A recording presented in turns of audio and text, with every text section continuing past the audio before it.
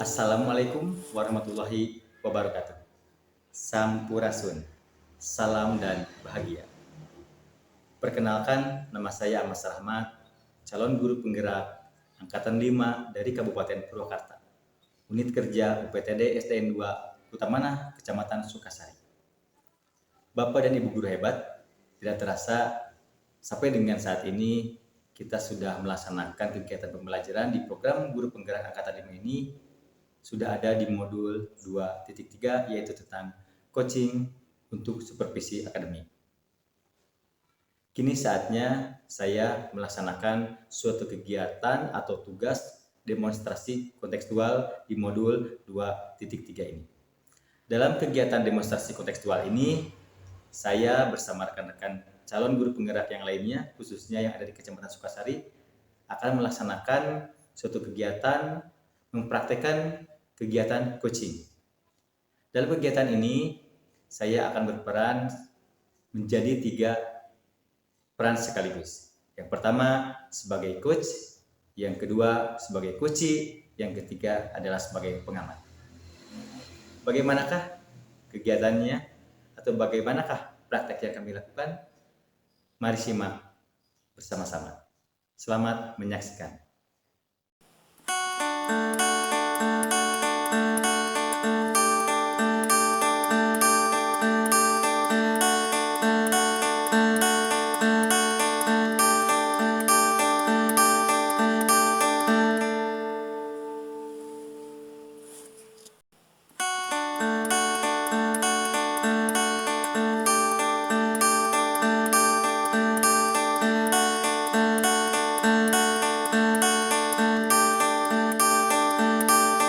Assalamualaikum, Pak Mas. Iya, Pak Mas lagi di mana nih? Oh iya, gini Pak, eh, kalau ada waktu saya ada sesuatu yang ingin diobrolkan dengan Bapak, ya konsultasi lah seperti itu. Pengennya sih sekarang Pak kalau bisa. Oh iya, iya iya. Jadi pulang sekolah ya Pak? Oke, di ruang guru aja Pak lah, ya. Atau nanti pinjam ruang BK atau gitu ya. Oke oke. Terima kasih nih Pak Mas sebelumnya ya. Ya iya iya.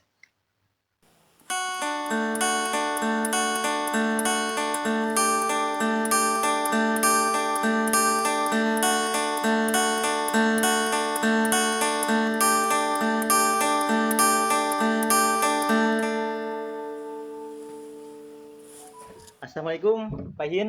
Ya, Sehat? Waalaikumsalam. Sedang apa nih? Sibuk apa? Oh, ini lagi ngebalas WA dari teman, Pak. Oh, Ada apa ya? boleh bisa minta waktunya sebentar, Pak. Bisa, bisa, bisa. Ada sesuatu yang ingin saya sampaikan. Apa ya kira-kira? Oke, saya meminta tolong. Hari ini saya akan melakukan kegiatan coaching dengan salah satu rekan guru saya. Oh, iya. Saya minta Bapak untuk menjadi pemantau atau observer. Apakah Bapak bersedia? Oh, siap. Insya Allah siap, Pak. Oke, Kebetulan hari ini lagi kosong jadwal, Pak. siap. Terima kasih, terima kasih. Tapi gini, Pak, Bagaimana? ketika melakukan coaching, Bapak harus tahu nih kompetensi inti dari seorang coaching itu seperti apa. Kira-kira Oke. Bapak tahu nggak? Insya Allah saya tahu, Pak. Ya, yang pertama seorang coaching itu pertama harus memiliki kemampuan untuk hadir sepenuhnya. Ya, Jadi maksudnya seperti ini. Jadi ketika kita melakukan coaching dengan rekan kita, betul. kita tidak boleh pikiran kita berpikir yang lain, Kemana-mana tapi gitu ya. harus fokus gitu. Fokus, Kita betul. harus menghargai rekan kita yang sedang di coaching seperti itu. Betul. Yang keduanya kita harus mendengarkan aktif. Nah, jadi intinya seperti ini. Jadi apa yang kita dengar itu bukan hanya yang keluar dari lisan rekan lawan bicara kita, Coaching tapi berarti ya. ya, tapi termasuk dari kedipan mata, Oh, iya. mimik wajah. Ekspresi Nah, seperti kita harus itu. bisa menangkap apa sih maksudnya itu. Betul, betul. Yang terakhir, kita juga harus bisa mengajukan pertanyaan yang berbobot, Oke. gitu. Nah, pertanyaan yang berbobot itu salah satu cirinya adalah pertanyaan itu bersumber dari pernyataan dari coach Oh, tersebut, jadi Pak. menggali gitu ya. Nah, seperti itu. Menggali dari pernyataan dari coach tersebut. Betul sekali, Pak. Hebat Pak Mas, betul sekali ya. Itu merupakan 3 aspek dari kompetensi inti dari seorang coaching. Oke. Ya, selamat Insya Allah saya akan menjadi observer dari kegiatan Pak Mas. Terima kasih. Silakan untuk melaksanakan kegiatan coaching bersama rekan Bapak. Oke, siap. Terima kasih, Pak. Mangga, mangga.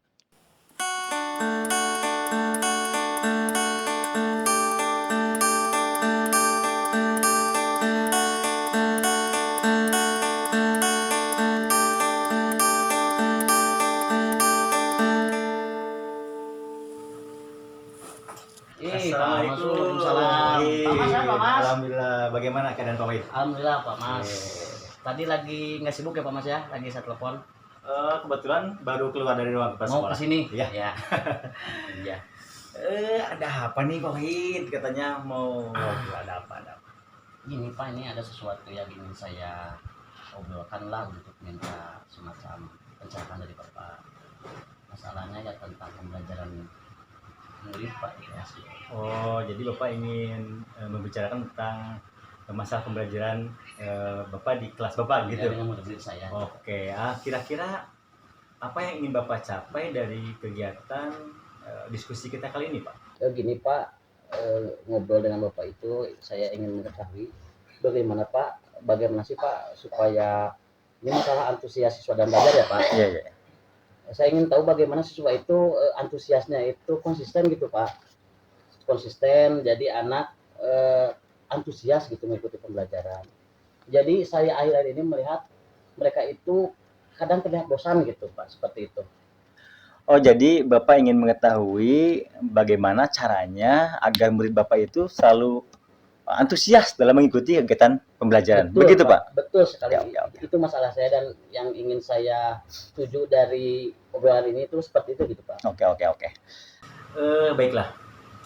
Menurut Bapak, situasi atau kondisi seperti apa yang mencerminkan bahwa murid Bapak itu antusias dalam mengikuti kegiatan pembelajaran, Pak? Kalau menurut saya sih Pak begini, ciri anak antusias dalam belajar itu mereka itu menunjukkan rasa keingintahuannya yang besar gitu Pak. Mungkin dengan cara bertanya, memberi tanggapan. Kadang-kadang kalau dalam situasi yang kurang fokus saya bertanya juga mereka tidak responsif gitu Pak, dalam menjawab pertanyaan saya. Seperti itu Pak. Oke, saya sangat setuju dengan pendapat Bapak.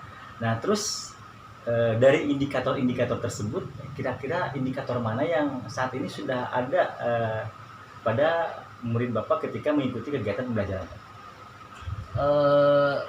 Yang menjadi kekuatan menurut saya itu Pak, semangat mereka Pak. Oke.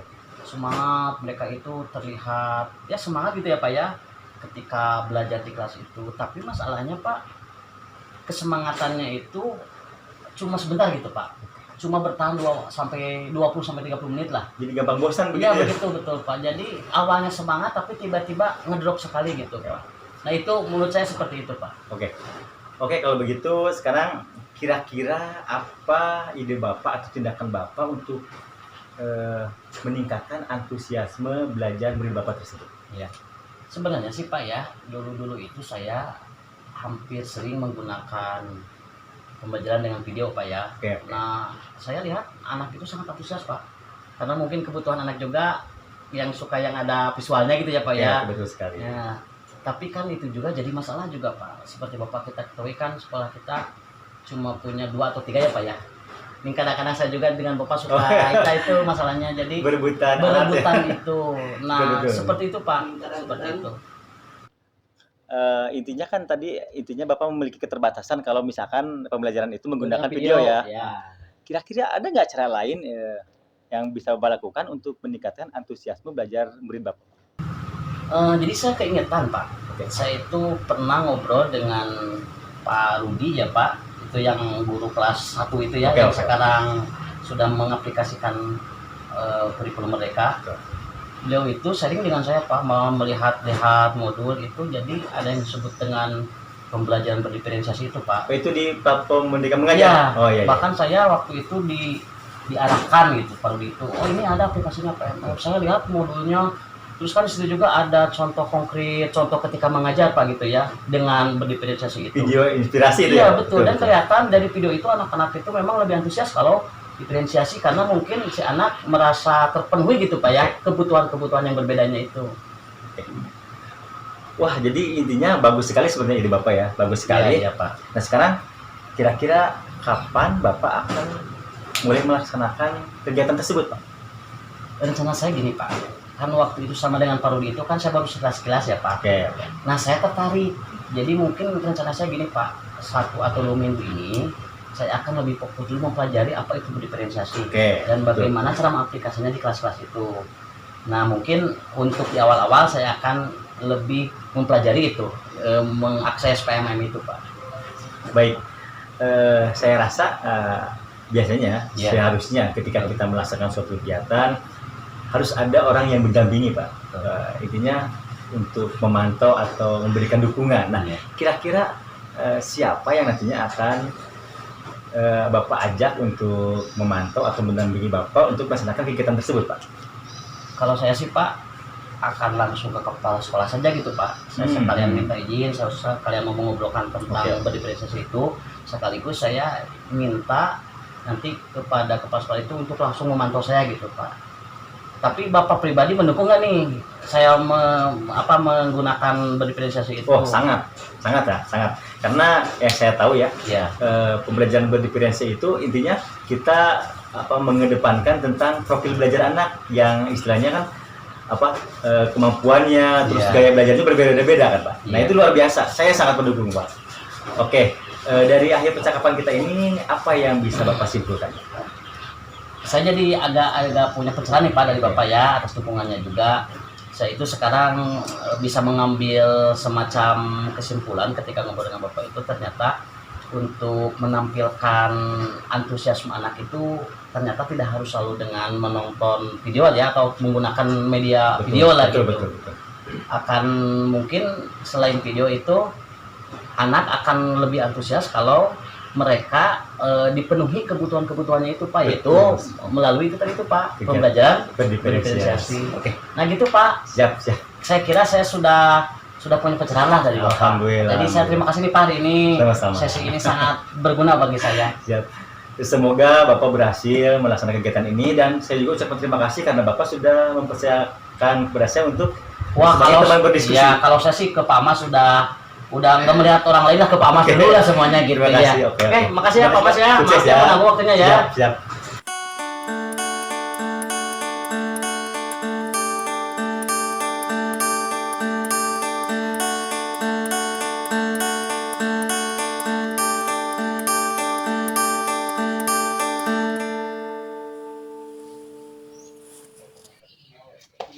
Wah, baik. Iya. Alhamdulillah Pak, kegiatan coachingnya sudah selesai. Bagaimana tadi menurut pengamatan Bapak? Alhamdulillah ya selesai, Iya. lancar, hebat Pak Ahmad. Oh, terima kasih. Kegiatan coachingnya sungguh luar biasa. Terima kasih. Jadi ada semacam solusi Iya. dari permasalahan dari Pak Wahid ya Bu, ya? Alhamdulillah jadi bisa menggali potensi dari guru tersebut, Pak. Betul. Setelah saya simak emang tadi kegiatan coaching Pak Amas ada hal-hal yang mungkin di evaluasi. Kira-kira apa nih yang bisa refleksikan ke saya nih dari kegiatan coaching tadi, Pak? Sebelumnya saya ucapkan terima kasih Bapak sudah bersedia menjadi observer kegiatan coaching saya. Jujur ya, saya dari ketiga kemampuan coaching tersebut, kompetensi coaching, ada satu hal yang menurut saya kurang maksimal, yaitu tentang kehadiran penuh. Oke. Kenapa saya berpikir seperti itu? Tadi saya seperti kelihatan merasa lost gitu.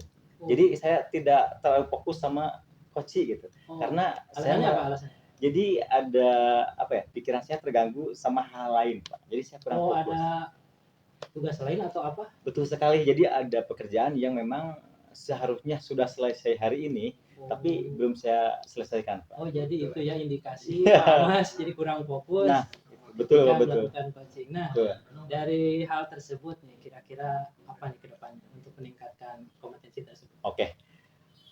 Saya akan begini ya, untuk kedepannya supaya ketika saya melakukan coaching kepada orang lain, artinya saya harus terbebas dari berbagai pikiran yang mengganggu, Pak.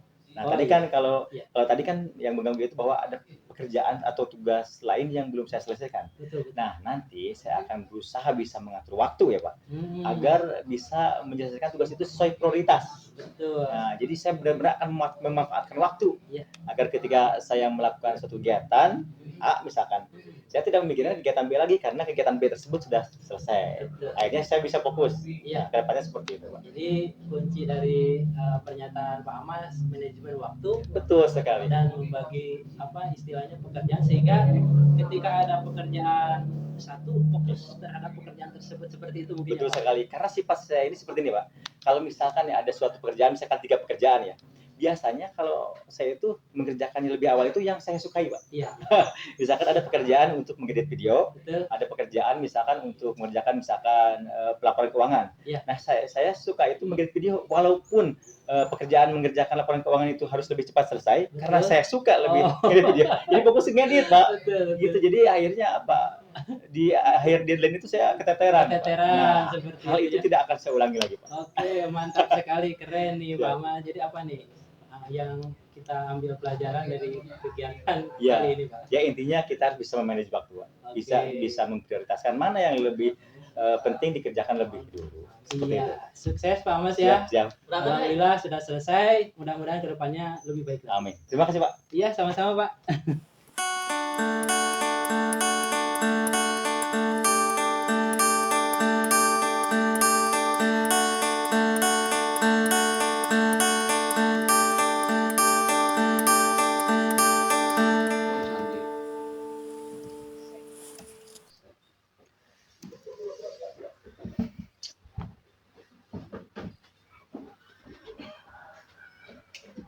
Iya, Pak Amas.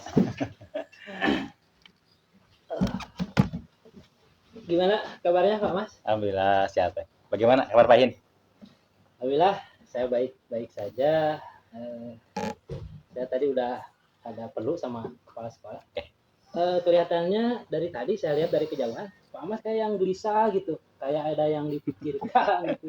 Apa ya? Bisa cerita sama saya? Memang bisa terlihat ya kalau saya sedang gelisah, Pak. Kelihatan sekali Pak. Betul sekali, Pak.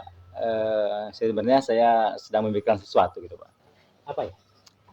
Jadi begini, tahun sekarang Dinas Pendidikan Kabupaten Purwakarta itu akan mengadakan sebuah kegiatan. Kegiatannya itu apresiasi guru merdeka. Oh, Nah, dalam kegiatan tersebut diadakan berbagai macam lomba, Pak. Yang saya tahu itu ada 3 jenis lomba. Yang pertama mengenai skenario pembelajaran berbasis Pancaniti. Yang kedua itu video pembelajaran terintegrasi dengan TDBA. Dan yang terakhir adalah proyek penguatan profil pelajar Pancasila. Nah, saya itu tertarik untuk mengikuti lomba yang kedua, Pak, yaitu video pembelajaran terintegrasi dengan TDBA. Begitu, Pak. wah, bagus sekali tuh kegiatannya Pak Amas. Pak Amas ingin mengikuti kegiatan tersebut, saya dukung Pak. Saya sangat mendukung sekali 100% Pak. Terima kasih atas dukungannya. Tapi Apa ya? tapi saya ragu, Pak. Apakah saya bisa mengikuti lomba tersebut? Oh, jadi Pak Amas gelisah dari tadi ya, kayak yang ada yang dipikirkan, ternyata itu yang menjadi permasalahannya. Betul sekali, Pak. Saya ragu gitu, Pak. Ragu. Jadi saya merasa tidak sanggup gitu. Oke, saya paham. Nah, kita ngobrol aja ya. Oke, terima kasih, Pak. Nah, kira-kira nih obrolan kita atau diskusi kali ini apa yang akan kita capai nih Pak Mas? Jadi saya ingin mengetahui sebenarnya saya itu sanggup atau tidak, Pak, mengikuti lomba tersebut. Itu yang ingin saya capai. Baik. Siap, saya paham. Nah, kita mulai saja ya. Saya ingin tahu nih Pak Mas, kondisi ya, ceritakan situasi atau kondisi seperti apa yang menurut Pak Amas yang alami sekarang ini Pak Mas. Jadi begini, Pak. Saya itu merasa ragu karena ya saya menggunakan logika saya, Pak ya. Iya. Di Purwakarta ini banyak sekali guru-guru hebat, Pak, yang saya tahu. Status mereka itu ada yang sebagai instruktur nasional ya, Pak. Iya. Ada yang sebagai tim pengembang sekolah tingkat kabupaten. Bahkan yang paling penting itu ada yang sebagai instruktur atau narasumber IHT TDBA gitu, Pak.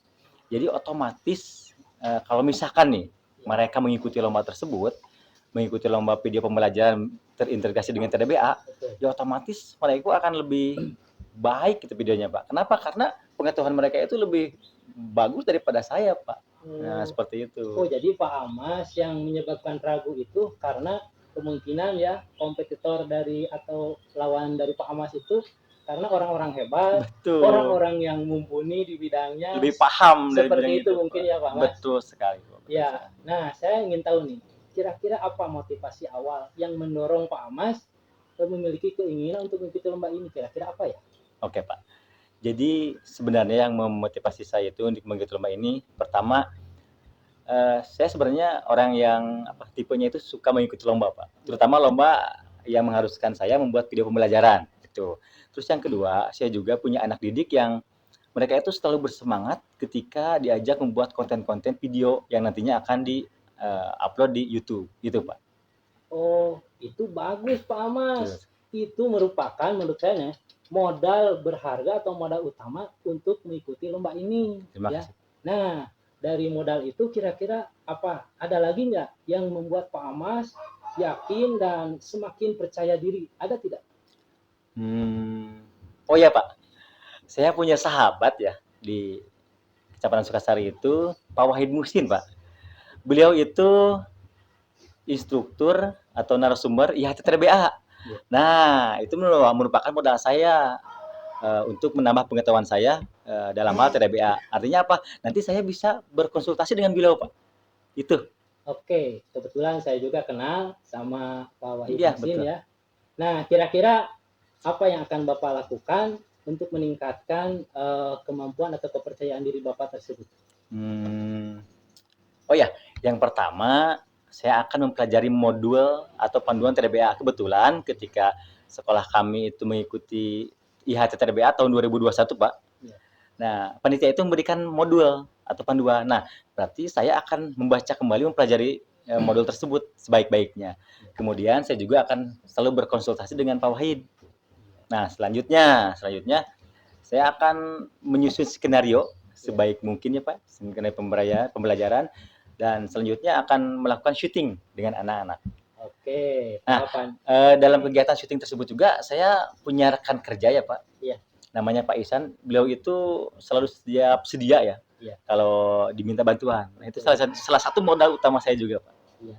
Itu yang tadi dijelaskan Pak Amas, mungkin langkah konkret yang akan Bapak lakukan dalam kegiatan tahapan lomba ini ya Pak Betul Amas ya? sekali. Itu langkah konkretnya, Pak. Ya, alhamdulillah ya, ternyata daya dukung Pak Amas untuk mengikuti lomba ini sangat luar biasa, Terima sangat kasih, Pak. banyak, seperti itu ya.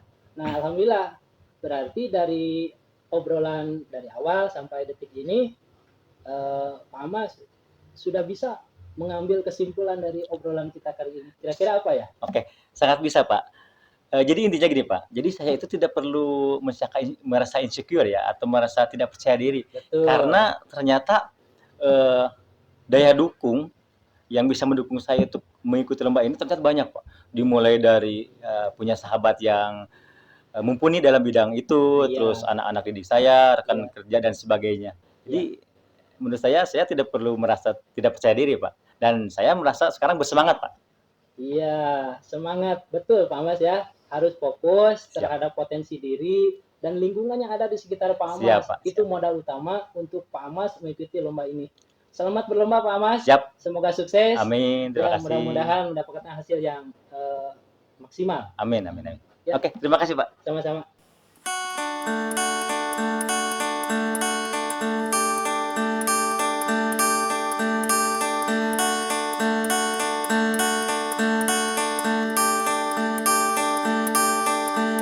Itu Pak Mas. Waalaikumsalam. Ini apa nih Pak Mas? Biasa, beres-beres. Wah, Kotor sekali. Oh, silakan duduk. Ada apa? Apakah ada yang bisa saya bantu, Pak? Begini Pak Mas, saya kan sudah mempelajari tentang keterampilan coaching ya, Oke. baik bagi anak mungkin juga nanti ke rekan sejawat juga ya, mungkin dibutuhkan gitu. Nah saya nanti gini Pak Mas, saya kalau suatu saat ingin mengimplementasikan coaching itu kan harus ada yang mengamati ya, Oke. sebagai feedback nanti ke saya. Betul. Nah Pak Mas, kira-kira bersedia nggak itu? Nanti kalau suatu saat ada yang saya coaching gitu. Oke, sangat bersedia, Pak. Wah, Sangat terima kasih bersedia. ini sebelumnya Pak Mas ya. Sama-sama. Kira-kira kapan, Pak, pelaksananya? Belum tentu sih Pak, Oh. karena kan Kalau ke murid saya sudah mengagendakan gitu ya. Nanti kalau ada rekan kerja mungkin secara tiba-tiba gitu Pak Ahmad. Tapi nanti saya janjian mungkin ke Pak Ahmad. Ya nanti tinggal hubungi saja ya. Ya, oke, siap. Pak Wahid, menurut saya nih, Iya.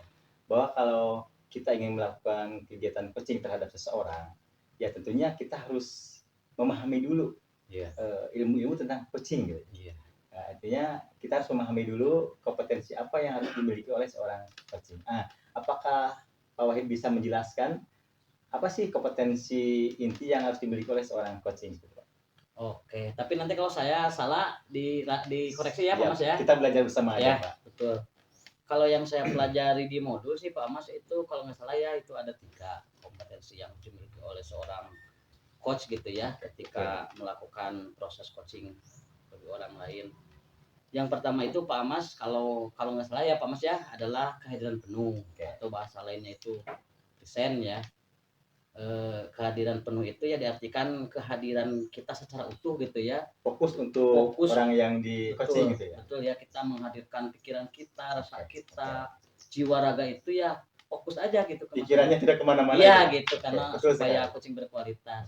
Itu benar nggak Pak Mas? Sangat betul Pak. Iya. Betul sekali. Oke, selanjutnya yang kedua apa Pak? Mendengarkan aktif Pak Mas. Mendengarkan aktif. Maksudnya bagaimana ya Pak? Jadi mendengarkan aktif itu menempatkan kita benar-benar sebagai aktif mendengarkan apa yang dibicarakan oleh coach ya. Fokus ya, tadi kembali Fokus. Jadi si coach itu jangan banyak bicara. Artinya pusat pembicaraan itu ada di coach gitu. Oh iya. Sebagai coach ya kita harus lebih menyimak gitulah. Lebih ke menyimak gitu ya Pak Mas ya. Betul sekali. Seperti itu kira-kira ya Pak Mas ya. Satu lagi mungkin ya Pak. Yang ketiga apa itu Pak? Yang ketiganya itu adalah mengajukan pertanyaan berbobot. Pertanyaan berbobot. Maksudnya seperti apa ya Pak? Kalau yang saya pahami sih pertanyaan berbobot itu kita bertanya kepada coach itu harus bisa menstimulasi apa yang sebenarnya terjadi, Menggali potensi menggali dari potensinya. itu. Ya, betul sekali. Dan selain itu juga Pak Amas, ketika kita mengajukan pertanyaan berbobot itu harus salah satunya atas respon jawaban coach gitu. Iya. Gitu ya. Jadi umpan baliknya lah gitu. Seperti itu. Kalau saya melihat pemahaman Pak Wahid mengenai kompetensi seorang coaching, menurut saya Bapak layak menjadi seorang coaching Pak. Ya, nah, mudah-mudahan kegiatan coachingnya itu nanti berjalan dengan lancar ya Pak ya? Ya, mudah-mudahan Pak Mas. Nih, maaf nih udah mengganggu ya Pak Mas ya. Tidak. Nanti juga kan Pak Mas bersedia ya nanti kalau Siap. saya kontak untuk Sangat saya bersih dengan senang. Pak Mas, terima kasih ya. Siap. Mau dilanjutkan nih bersih-bersih? Oke, lanjut. Iya. Nah, Pak Mas ya. Assalamualaikum. Salam.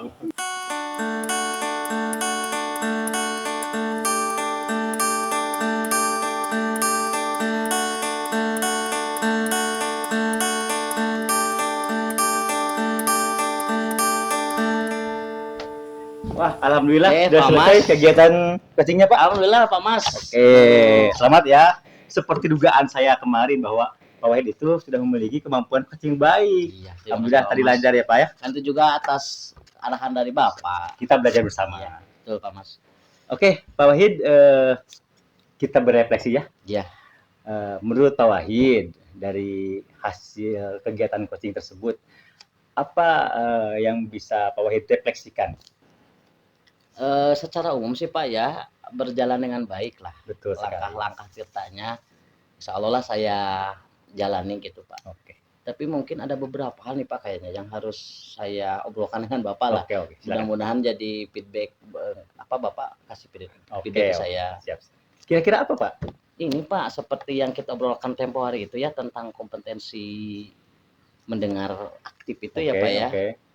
Kan salah satunya itu harus yang menjadi pusat pembicaraan itu kan coach ya Pak. Betul sekali. Nah saya merasa Pak kok kayaknya saya yang aktif gitu Pak. Yang terlalu banyak bicara Iya, ya? Jadi gitu terbalik ya? Iya seperti itu. Oke. Terus ada yang kedua Pak masih dalam kompetensi itu.